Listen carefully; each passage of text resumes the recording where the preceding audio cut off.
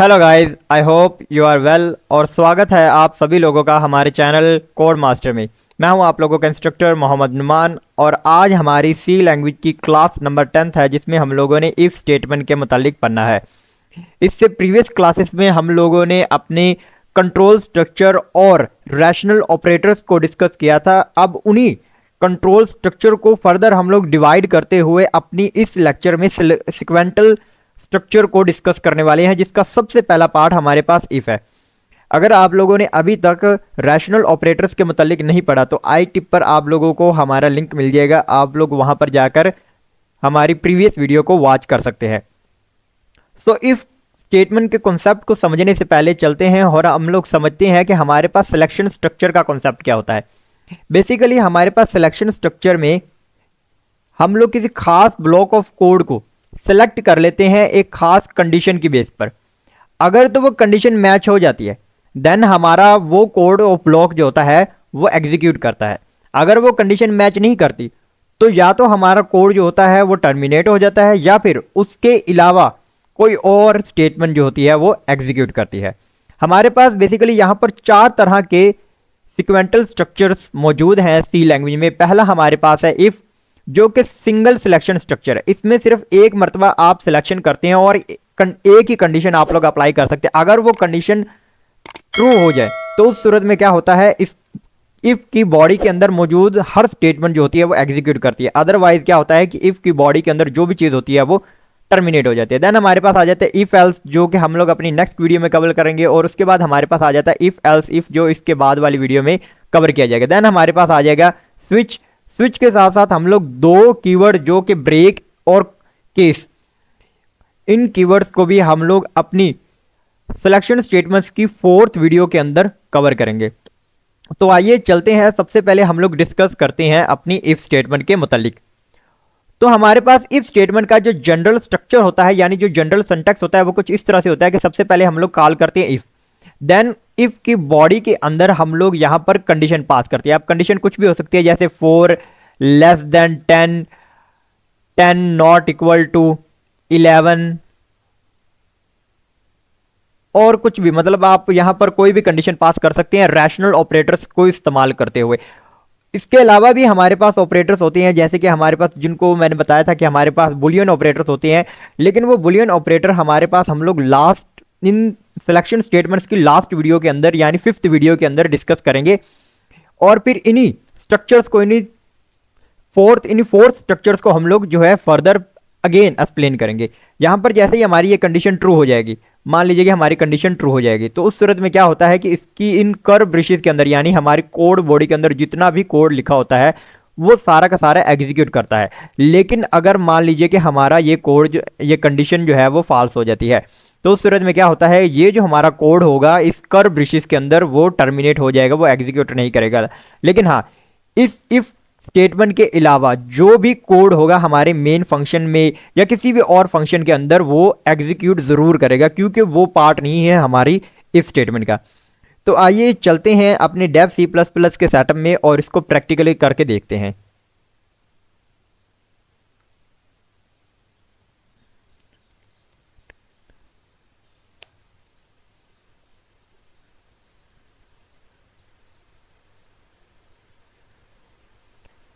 So guys आ चुके हैं हम लोग अपने डेव सी प्लस प्लस के सेटअप में। यहाँ पर मैं जल्दी से एक नई फाइल बना लेता हूँ और हमारे पास हेडर फाइल्स को मैं यहाँ पर कॉल कर लेता हूँ। देन यहाँ पर मैं अपने मेन फंक्शन को बनाता हूँ एंड देन इसके बाद मैं यहाँ पर क्या करता हूँ कि अपने लिए एक वेरिएबल बना लेता हूँ ए, जिसको मैं यहाँ पर रख देता हूँ 10। जहाँ पर मैं एक कंडीशन पास करता हूँ इफ़ की मदद से कि अगर मेरा जो ए है वो लेस देन है किससे, 9 से, देन क्या होगा कि हमारे पास, मान अभी के लिए ऐसा नहीं करते, अभी के लिए हम लोग ऐसा कर देते कि 11 से लेस देन है। तो यहां पर क्या होगा कि प्रिंट एफ और your number is large than 11 and then यहां पर % डी के बाद हम लोगों ने यहां पर कॉल करना है ए को एंड देन एंड देन जैसे ही इसको रन एंड एग्जीक्यूट करने के लिए हम लोग कंपाइल करेंगे तो ये सेव होने के लिए बोलेगा। यहाँ पर हम लोग सेव कर लेते हैं class 10 and save and then हमारा आउटपुट जो है वो जनरेट होकर हमें स्क्रीन के ऊपर दिखाई देगा। अभी के लिए तो मैंने कंडीशन ट्रू पास किया, तो इसी वजह से ये सेट ऑफ बॉडी जो थी वो एग्जीक्यूट कर गई। मान लीजिए कि अब मैं यहां पर कंडीशन को कर देता हूं फॉल्स।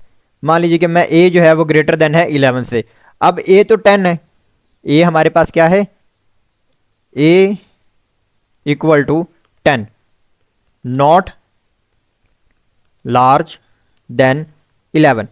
तो इससे मुराद क्या है कि ये हमारी कंडीशन जो अभी मैंने पास की है वो कंडीशन फॉल्स है। अब फॉल्स कंडीशन के ऊपर इसका क्या रिजल्ट आएगा वो हम लोग देखते हैं। फॉल्स कंडीशन पर यहां पर कोई भी हमें आउटपुट जो है वो नजर नहीं आया। इसकी वजह यही है कि हमारे पास जब इफ का कंडीशन जो होती है वो फॉल्स हो जाती है, यानी इफ की ये कंडीशनल बॉडी जो होती है इसके अंदर मौजूद जो रैशनल कंडीशंस होती है वो हमारे पास अगर फॉल्स हो जाए तो उस इफ की बॉडी का जितना भी पार्ट होगा उसके अंदर जो भी कोड होगा वो एग्जीक्यूट होगा ही नहीं। लेकिन इसके अलावा इसकी बॉडी के बाहर हम लोग जो भी कोड यहां पर लिख ले कि जैसे this is if class 10 and इसके बाद हम लोग इसको बंद कर देते हैं सेमीकोलन लगाकर और कंपाइल एंड एग्जीक्यूट करते हैं। तो यहां पर आप लोग देख पा रहे हैं कि ये हमारी क्लास 10 जो है ये वाला प्रिंट हो रहा है, यानी कि जो इफ की बॉडी के बाहर है वो भी प्रिंट हो रहा है, और इफ की बॉडी के आखिर में जो इफ की बॉडी का पार्ट नहीं होगा वो भी कंपाइल एंड रन जरूर होगा। लेकिन अगर हमारी कंडीशन फॉल्स है तो उस सूरत में क्या होता है कि हमारी इफ की बॉडी होती है वो कंपाइल एंड रन नहीं हो पाती। अभी इसके लिए हम लोग एक जनरल सी एग्जांपल देख लेते हैं। हम लोग यहाँ पर एक प्रोग्राम बनाते हैं जिसमें यूजर जो होगा वो 2 नंबर इनपुट करेगा एंड देन कंपैरिजन होगा कि कौन सा नंबर जो है वो बड़ा है या छोटा है।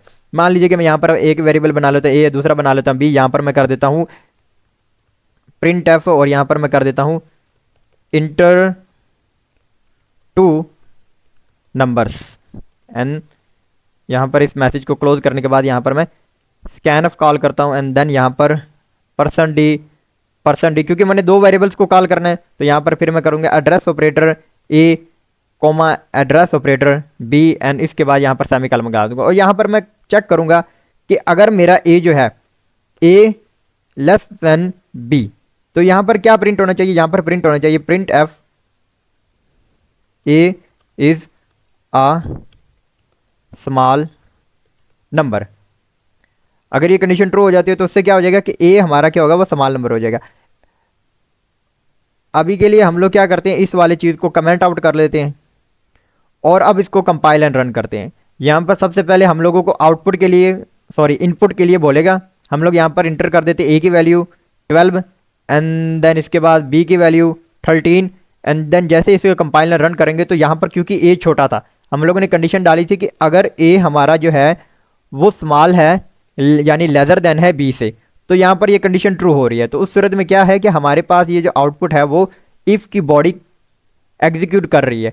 लेकिन मान लीजिए कि अगर यहाँ पर मैं इस प्रोग्राम को दोबारा फिर से रन करता हूँ, मैं यहाँ पर इस प्रोग्राम को दोबारा फिर से रन करता हूँ और इस मर्तबा मैं बी की जो वैल्यू होगी उसको स्मॉल कर दूंगा और ए की वैल्यू को लार्ज कर दूंगा। तो सबसे पहले ए की वैल्यू है तो यहाँ पर मैं 13 कर देता हूँ और उसके बाद बी की वैल्यू तो यहाँ पर मैं इसे 12 कर देता हूँ और देन हमें कोई भी आउटपुट यहाँ पर नज़र नहीं आया। इसकी वजह यही है कि जो इफ़ की बॉडी के अंदर हमारे पास कंडीशन होगी वो अगर ट्रू है, यानी ये कंडीशन अगर ट्रू है, यहाँ पर लिख देता हूँ इफ़ दिस